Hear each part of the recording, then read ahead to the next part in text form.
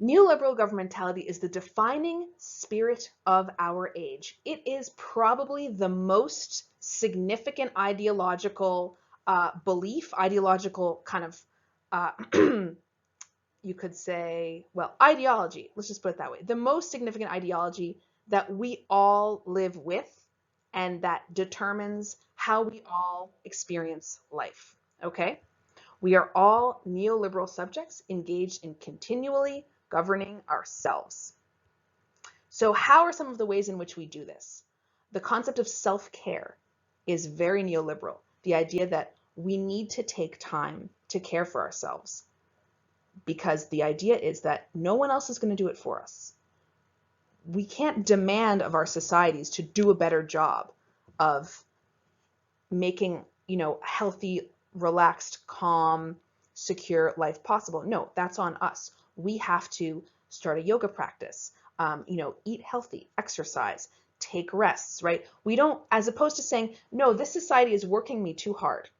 School is too hard. The expectations are too high. I work too much for too little money. This is ridiculous and inhumane.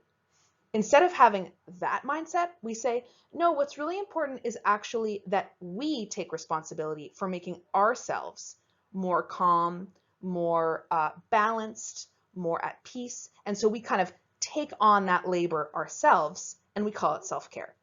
Maybe you burn a little incense. Maybe you do, a little, just read a little graphic novel, while you're chilling at home instead of just looking at your phone. This is what now we think of as self-care. It's really just kind of like relaxing. I mean, it doesn't have to be called self-care, and recently it has become that. But the point is, this is all about us taking responsibility for our own well-being. Also, self-help, self-improvement.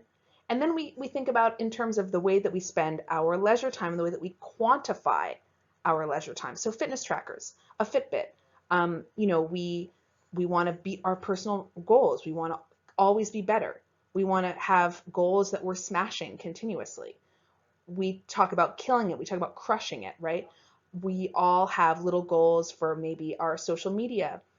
People have little social media entrepreneurial activities, being trainers, being nutritionists, makeup artists, meme accounts. I know that some of you guys have these little projects that you're engaged in on the side in addition to your school and your work, and you have goals associated with this. And this is neoliberal, right? You're not gonna, it's up to you. You have to kind of create goals for yourself and then try to smash them. It's like the entrepreneurialization of everyday life. We also have side hustles. We have passion projects. And this is this idea that unless we're continuously getting better, unless we're continuously setting our goals a little further, we are essentially a failure in a neoliberal society. And that's tough on all of us. That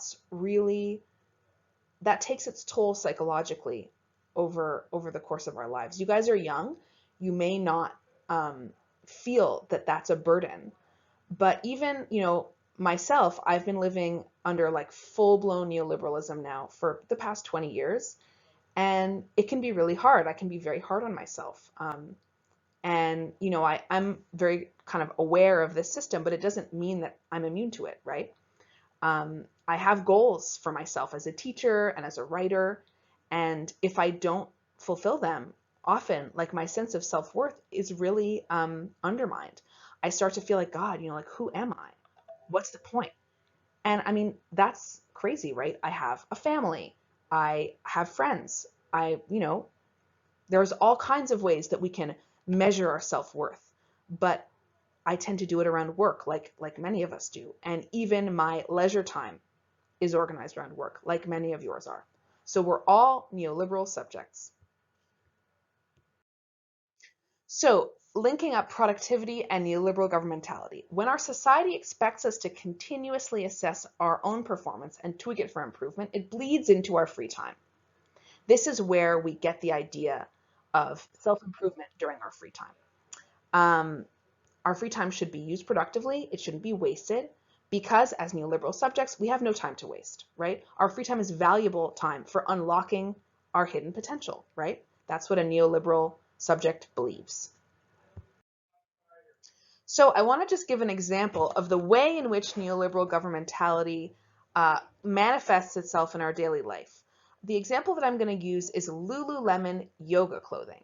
So based on research that I've done, the founders of Lululemon hate the term athleisure. So athleisure is a term that's used to describe athletic clothing that people wear when they're not necessarily doing sports, right? This is a growing kind of fashion niche. Like people wear leggings and sweats and like kind of workout clothes basically when they're not working out. And a lot of us do this, as part of our wardrobe.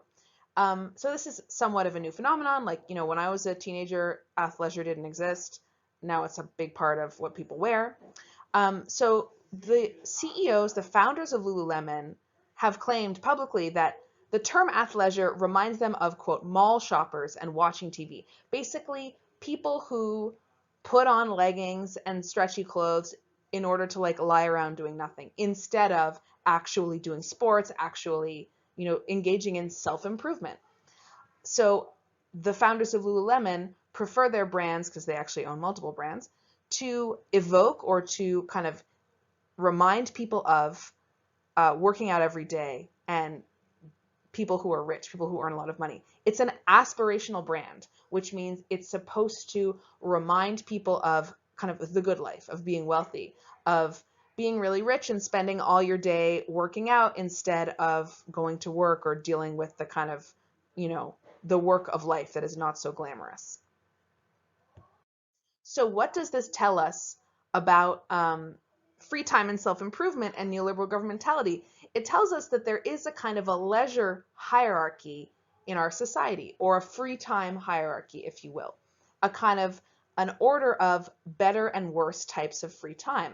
So free time for aspirational people, people who are wealthy and who we aspire to be like, is usually consists of some form of challenge, some form of self-improvement activity, yoga, running, some kind of, gym, CrossFit, whatever.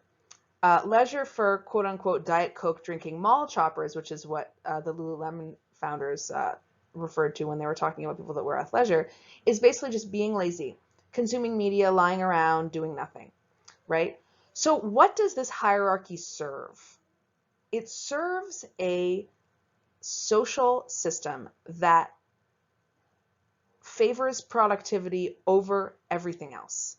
Capitalism thrives on competition and thrives on people being basically competitive with themselves and others. It thrives on the idea that we always want to be better and have better and aspire to more and better products, versions of ourselves, ways of experiencing life. And so this leisure hierarchy reinforces this kind of aspirational dimension of capitalism, right?